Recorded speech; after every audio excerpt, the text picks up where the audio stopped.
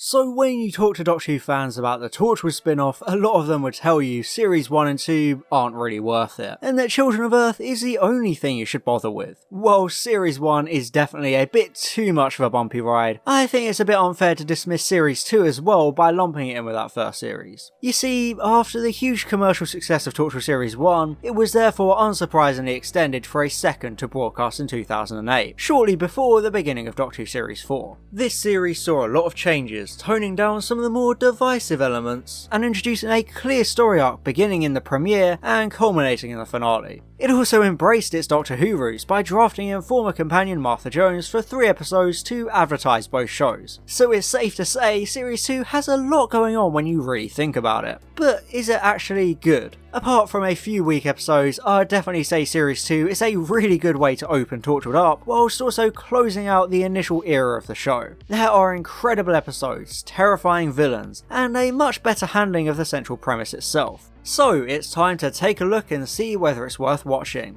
And of course, if you want detailed breakdowns of every episode, make sure to watch my individual reviews. Now, without further ado, let's dive into Torchwood Series 2.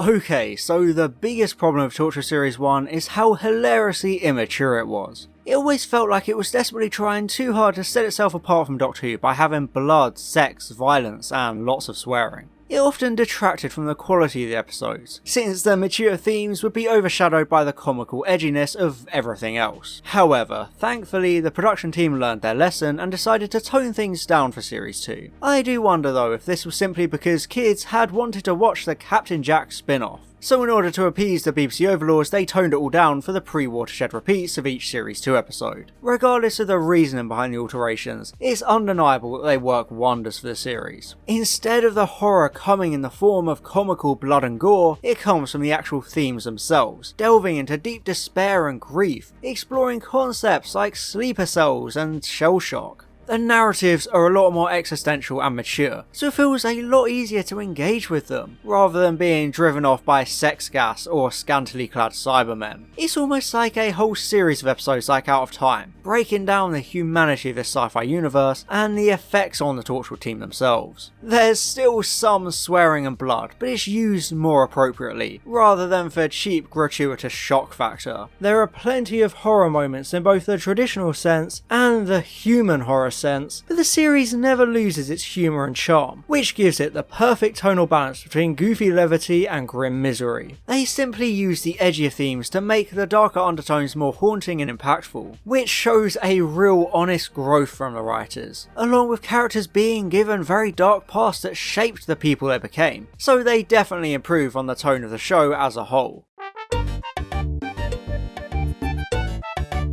One of the best things about Torchwood Series 2 is its exploration of Captain Jack as a character. Despite the show being a spin-off all about him, Series 1 didn't really delve into his rich and storied past all that much, only touching upon it once or twice. However, Series 2 focuses entirely on this obscure past, since we even meet Captain John, his former time agent partner, Gray, his long lost brother, and we even get to see how he became part of Torchwood 3. It pushes him into the centre stage, which is much appreciated. Since Series 1 dealt with team tensions, Series 2 can just take a step back and tell new stories, which I think makes it a lot better on a character level. Rather than watching Jack struggle with leading a fracturing team, it tells a long story over the course of the series as we slowly learn who Gray is, and how Jack feels responsible for letting go of his hand. It brings Jack down to earth and gives him more dimensions as a character. He still has that cocky charm and charisma from Series 1, firing out innuendos left, right and centre, but now he's a lot more relatable and we can follow him on a more human level. Since it's the second series, we're already familiar with all the characters, so the show could just expand upon them all, including Jack.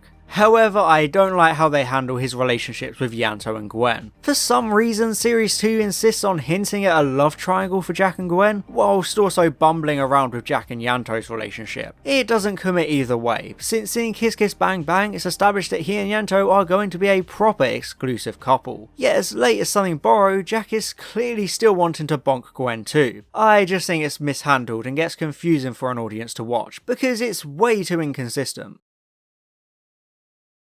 Even though Jack is the face of Torchwood, Gwen has always been the main protagonist. However, in Series 1, she was a really unlikable character, mistreating Reese and always acting quite selfishly without being called out on it or growing as a person. In contrast, Series 2 Gwen is so much better. Initially, she runs into the same writing problems of hurting Reese and only thinking of herself, but this time they actually give her a character journey. Thanks to episodes like Meet and Something Borrowed, we see her accepting Reese and learning how much of a hero he actually is. Reese is used really well in the series, no longer being merely an anchor tying Gwen to the real world. Instead, he also gets more of a focus as he becomes more involved with the adventures. His little feud with Jack is probably the only good result of the love triangle, since there are quite a few fun scenes between the two, who definitely don't like each other. Kai Owen is able to give Reese the perfect balance between goofy comedy and realistic character drama, so I think he's a really underrated part of the series, serving as an extension of Gwen's character in a way. They share this journey of coming together and working through their problems from Series 1, trusting each other more rather than Gwen keeping everything a secret. I catch aliens!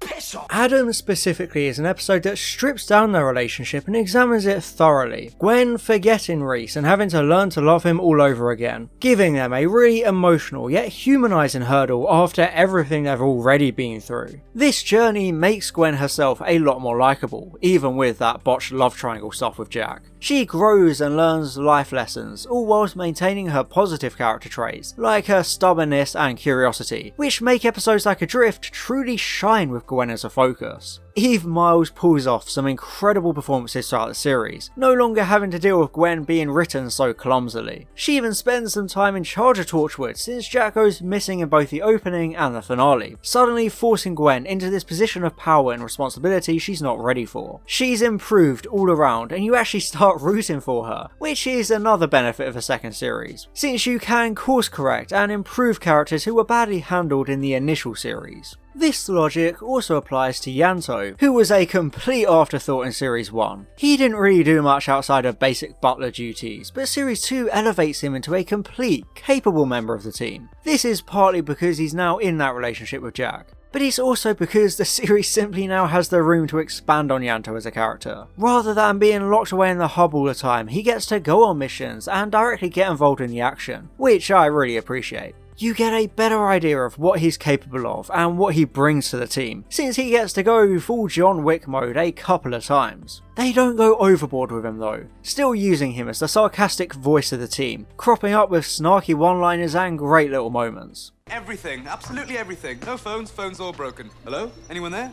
No, because the phones aren't working. At its core, the character of Yanto is popular because of these kinds of jokes and observations, so I'm really glad they kept that as his main contribution to the show. I just wish his relationship with Jack was better handled, since, as I said, it's really inconsistent with how exclusive they actually are. One week they'll be a proper couple, and the next they'll just be dabbling, which is a big flaw in the writing of the characters, since you never know exactly what's going on with them. A relationship handled perfectly, however, is the famously tragic will they won't they relationship between Owen and Tosh. Series 1 had laid the groundwork for this, establishing that Tosh had feelings for Owen, but Series 2 builds on this magnificently, crafting a very slow burn story about them struggling with their feelings. It makes sense that Tosh would develop feelings for him, because one of the central themes of Series 1 was how hard it was to balance Torchwood and outside relationships, so it does work within the show that team members would pair up. It's also a testament to how well Owen was redeemed in Series 1 that you root for him and Tosh to get together, despite how much he mistreated her in that previous series. This time, he's a lot more likeable and sympathetic. His more despicable traits tone down a lot, especially when we see his heartbreaking reason for joining Torchwood in the first place. Much like Gwen, they course correct with Owen, with his dedicated trilogy and Bern Gorman's fantastic acting, humanising him so much and giving him a really solid character journey. Everything Owen and Tosh go through and all their interactions build to the big climax in Exit Wounds, where they die together without ever having been able to go on the date they agreed on back in Reset. It's a suitably tragic ending for them, but I do think it's a huge shame that Tosh still doesn't really get much of a focus in Series 2. She still falls into her Series 1 characterisation of just being kind of forgotten. It feels like Series 2 Tosh is defined more by who she loves rather than who she is, and that's a very big problem in my opinion, since I think she deserved a lot better than that, ending up the least developed and most underutilised member of the team. You just can't help but feel bad for her.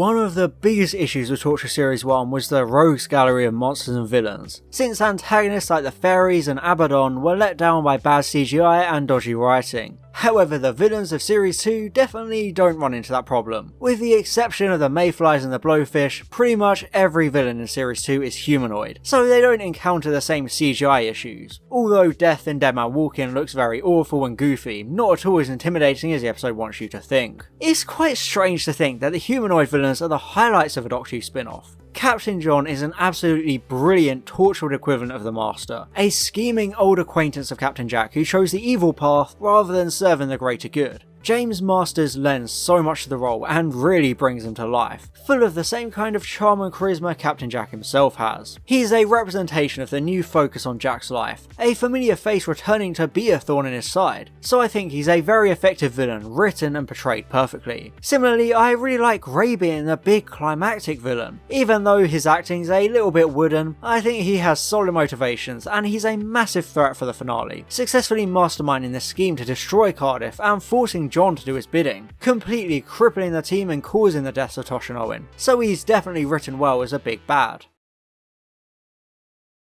In my opinion, the true standout villain of Series 2 is Adam, from the episode of the same name. He's such a fascinating antagonist, this unexplained void entity that slips into Torchwood and manipulates them to pretend that he was part of the team all along. It's such a brilliant concept for a villain, giving him really interesting interactions with the rest of the characters, including that incredible moment as he convinces Yanto that he's a serial killer. Such a powerful lie that even a lie detector can't see it's untrue. Adam's mere existence makes you question everything you're seeing, because his powers and motivations are unlike anything else we've seen before. Similarly, I think the sleeper agents are very creative villains as well. They're actually alien terrorists without knowing it, having lived entire normal lives until they're activated. Beth serves as the human face of such a traumatic revelation for someone to go through. It's a wonderful idea, establishing that an entire villainous alien race has already infiltrated the planet, but there's no way for Torchwood to find out who they are in time to stop them. The design is interesting, with these giant sword arms and creepy looking scaly textures, so it does a good job straddling the line between alien and human, complementing the narrative extremely well. Another good use of humanoid monsters comes in the form of the vampire in Something Borrowed, since she shapeshifts into other characters, creating quite a fun romp through Gwen's wedding, as her soon-to-be mother-in-law chases her and Reese around. The design is suitably ghastly and vampiric whilst maintaining the human disguise, so it's the ideal kind of monster for such a goofy, fun episode. However, as good as some of the human-centric villains are, it does get a bit repetitive. Especially when you get villains like the Ghostmaker, who may as well have been an alien, but they never explain what the deal with this Goosebumps villain even is. Sure, he's designed well with a creepy look about him, but he's not really that sinister or scary. Since there are quite a few episodes without any express villain, you'd think that they would make the handful of actual villains more colourful and creative, but no. Instead it shifts the balance too far on the human side of things, which is very disappointing. It's weird because the episodes put more of an emphasis on the rift, yet don't use it to its full potential. Instead it's evil scientists or evil criminals, so I would have liked more antagonists like the Blowfish and Kiss Kiss Bang Bang. It is interesting though that in some episodes the rift itself is the villain, which is a huge step up from Series 1, where the rift was almost never used outside of the final 2 episodes. I appreciate how it's used in Series 2, since it's the direct antagonist in episodes like To the Last Man and Adrift, threatening individuals and the world itself in different ways. So it's a really good use of the rift, since, you know, it's the central premise of the entire show.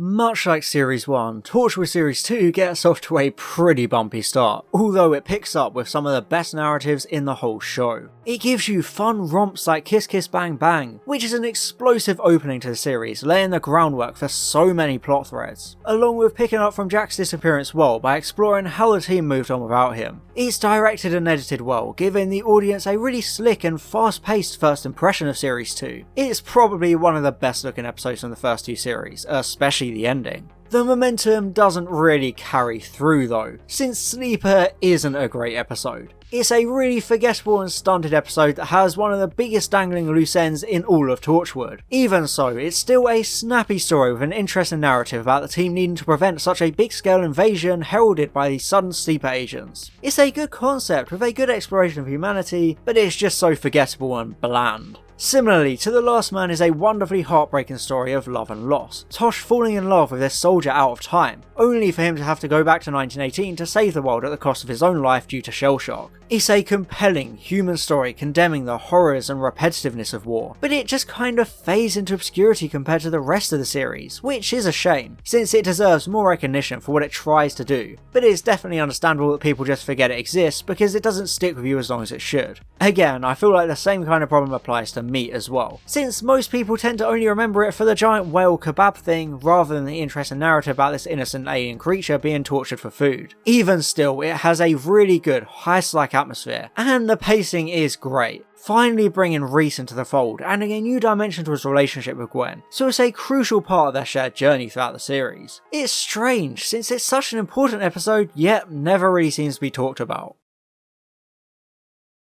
Despite the bumpy start, Series 2 really gets going with the episode Adam, my personal favourite of all Torchwood episodes. It's an absolutely fascinating science fiction story exploring the power and importance of memories, how they define us as people, since Adam just strolls in and completely changes people's personalities by implanting different memories into their minds. It also gives you an unprecedented look into Jack's traumatic past, finally explaining who Grey is and what happened all those years ago that changed Jack's life forever. Not only does it give Gwen and Reese a captivating story, it also completely inverts Tosh and Owen as characters, creating a completely different relationship between the pair that helps flesh out their overarching storyline together. Everything about the episode is perfectly handled, from the character dynamics and the creative villain concept to the snappy directing and editing, it's utterly sublime. And the best part is, it doesn't even overshadow the subsequent Owen trilogy, which brings Martha Jones into the team as Owen is brought back from the dead and has to come to terms with his new cursed existence. It's a really strong story, once again delving into humanity and what it's like to truly live. It completely overhauls the way the audience sees Owen, making you feel a lot of sympathy for him thanks to Bern Gorman absolutely knocking it out of the park with a number of memorable scenes, especially those between Owen and Tosh. I will admit this trilogy is pretty much carried by A Day in the Death, since Dead Man Walking is a really disappointing squandering of potential, culminating in a rather goofy battle between Owen and a badly CGI'd Grim Reaper skeleton boy. A Day in the Death, however, provides a really emotional and hard-hitting story about the importance of life and the pain of loss, ending the trilogy on a really hopeful note. I feel as though this trilogy is the sum of its parts, since it is one overall story rather than three purely standalone ones, so it maintains a sense of continuity regarding character interactions and behaviours, which means there's a nice cohesion to it as a whole. Martha's inclusion also helps mix the team dynamic up a lot, keeping the show very fresh, although I do wish they'd done a little bit more to explain to non-Doctor Who fans who Martha actually is, since it kind of just expects you to know already. Miss Martha Jones. One of the most unpopular episodes in Series 2 is Something Borrowed, the episode that chronicles Gwen and Reese's chaotic wedding as the bride finds herself impregnated by an alien vampire who seeks to tear her open for the babies. I just think it's a fun runaround episode. There's some entertaining comedic moments, and it's a simple case of a throwaway episode that doesn't take itself too seriously, which is why I have a soft spot for it. It's a breather between the heavier stories of the Owen trilogy and the final two episodes, so it's good for what it is. However, From Out of the Rain is truly dreadful. It has no idea what it wants to be as an episode, since it tries to be all dark and sinister, but feels more like a Goosebumps story or something from Sarah Jane Adventures. It's a tonal mess that feels really out of place, not only in the series, but in the show itself, even with Julian Bleach's hypnotic performance. Adrift, on the other hand, is an absolutely masterful episode, with such a hard-hitting story of grief, as Gwen investigates people going missing due to the rift, and being recovered as disfigured shells whilst their loved ones never find out what happened. It's a really powerful narrative, Chibnall putting his human drama talents to good use, as we see how much Nikki has suffered as a result of her son going missing without any explanation. Gwen is written really well and the episode is directed superbly, with so many incredible frames throughout the story. Adrift is a true dark horse of Torchwood Series 2, and its importance can't be overstated, because it was one of the main things that helped convince Russell T Davies to continue the show with Children of Earth, so I think that speaks for itself. Even though Torchwood Series 2 is the end of Torchwood's first era as a spin-off, it's safe to say it goes out with a bang. Fragments is the ideal lead into the finale, giving every character an in-depth backstory regarding their reasons for joining the team. Even though it's an episode purely about exposition, it's a smooth and sprawling enthralling story, giving so many glimpses into the Doctor Who world, along with drumming up a lot of sympathy for Owen and Tosh before their deaths in the following episode. It's a really interesting concept for a story, telling it entirely in flashbacks, but it works well in my opinion. All the team's backstories fit their established personalities, so their origins feel natural and well written. It also then ends with a really memorable cliffhanger of John revealing Grey is his prisoner and promising to tear Jack's life apart, perfectly transitioning into the non-stop action that is Exit Wounds. What a finale. Exit Wounds is an absolute masterpiece of Torchwood. The stakes are astronomical, the characters all have something to do, and it's simply the best climax to the series, paying off the Grey storyline in an extremely unexpected way, and writing Owen and Tosh out with one of the most heartbreaking scenes in the entire show. It just gets everything right from beginning to end, the best possible way to wrap up 2 entire series of the show through a more character-oriented approach.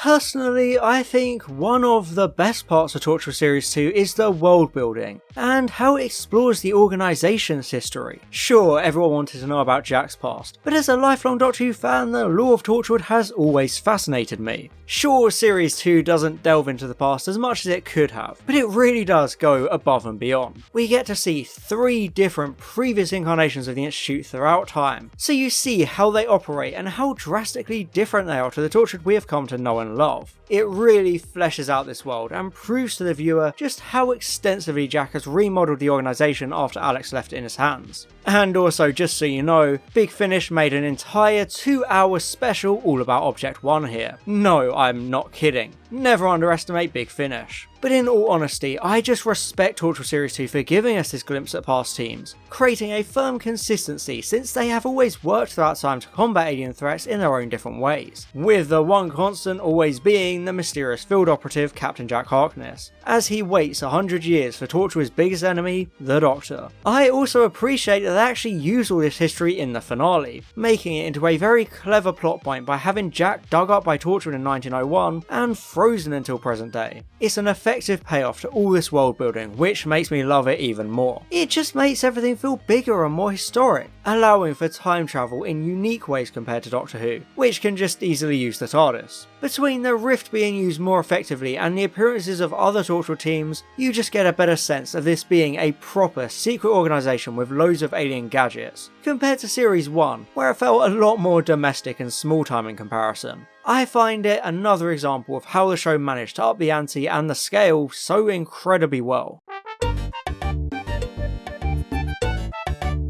Some shows get off to a disastrous start but find themselves redeemed by a more refined and improved Series 2, often showing why it's so harsh to cancel a show like Class after the first series. Yes, I'm still salty about that. Luckily for Torchwood, it got a second series and more than repaid the BBC's faith in it. Series 2 is a remarkable improvement in almost every way. It uses the characters a lot better, giving them all relationships and more to do as they face off against all new threats, with more of a focus on the Rift itself this time. There's no longer the desperate edgy immaturity that weighed down Series 1. It instead models itself more after episodes like Out of Time and Captain Jack Harkness from Series 1, telling more introspective and personal stories with very mature and thought-provoking themes. It's simply a more consistent series to watch, not suffering the same bumpy quality that plagued Series 1. Instead, there are only some slight dips in quality, with much higher peaks in the form of episodes like Adam, Adrift and Exit Wounds. I would have to give Torchwood Series 1 an A ranking on the tier list. It's a clear upgrade, with better writing, acting and music. It just elevates everything to a new level and you really feel that as a viewer. The stakes are so much higher, so everything about it feels more punchy and exciting. It's the ideal bridge between Series 1 and Children of Earth, because the tone and production of the show develops naturally along the way. And speaking of Children of Earth,